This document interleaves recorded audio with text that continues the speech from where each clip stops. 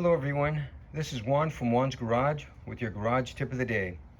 Today we're going to diagnose what might be going on with our washer in the laundry room.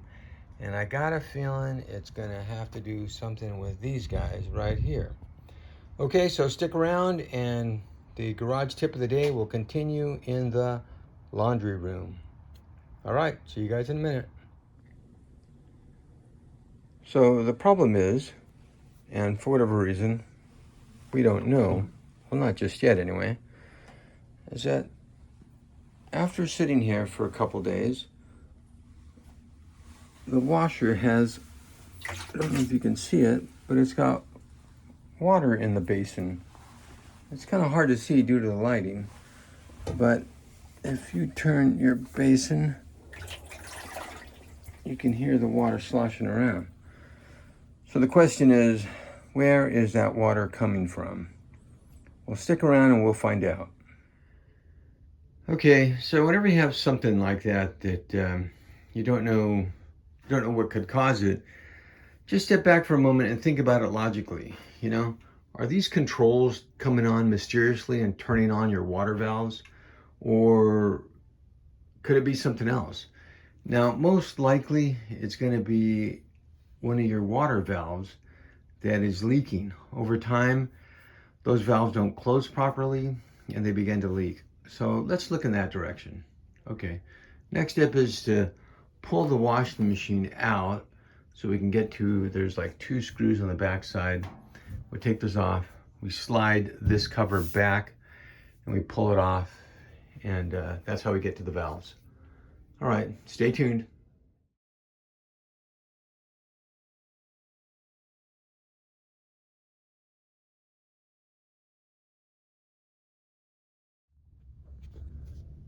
Okay, so looking at the back of the washer, here's one screw to the top and here is the other screw.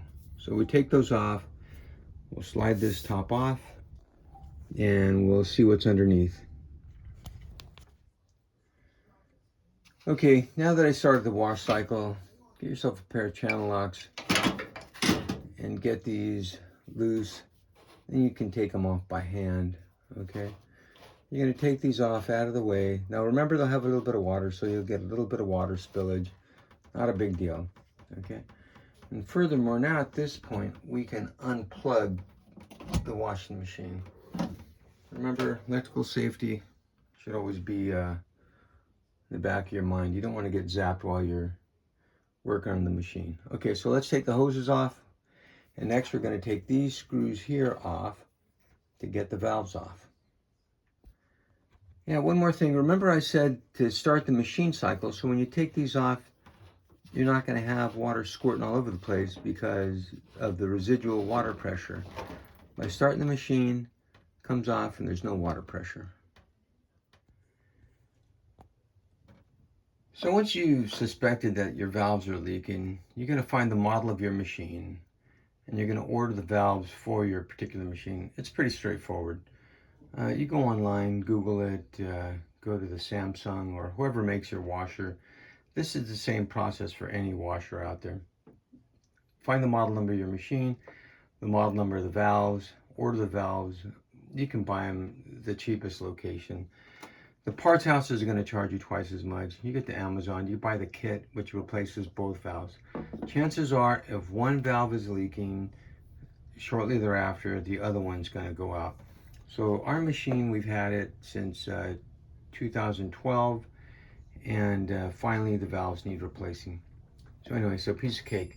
I took one valve apart, and you see how it's going to come off here. Really straightforward, okay? It just kind of wiggles out of here.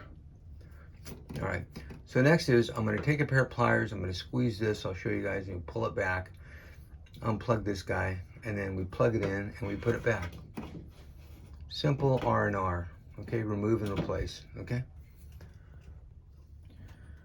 Okay, so you put a pair of pliers on that clamp and you squeeze it, and then you just pull that clamp back over so it comes off of the valve, okay? Now, next, what you want to do is you want to twist the hose so that it breaks free, and then you just want to pull the hose at the end. Don't pull it from back here. Grab it here, get a fingernail behind the rubber hose as soon as you can, and then pull it out, okay? I need 2 hands for this. Maybe I don't. And the valve will, the hose will come off, okay? I gotta put this down, but anyway, that's how you do it. Pull it off from here. Don't grab it from here. Just kind of work it off, twist it back and forth, and pull it, and it'll come off.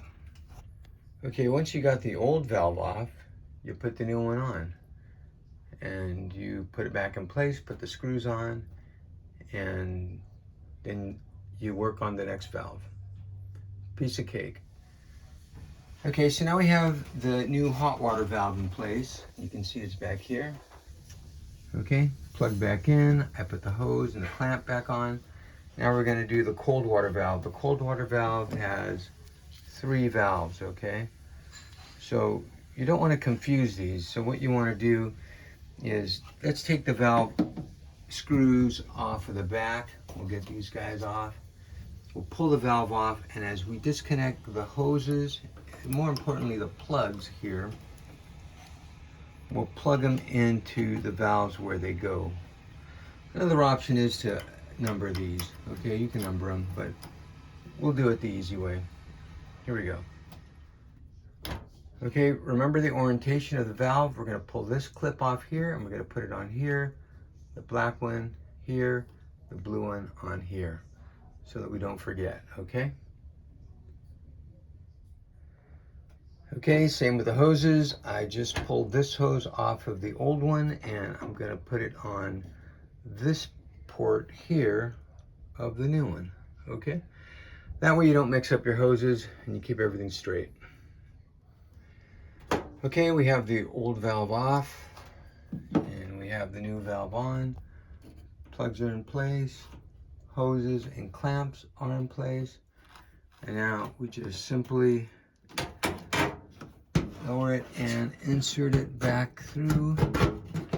We put the 2 holding screws in the back side, and we ready to hook up our water hoses again.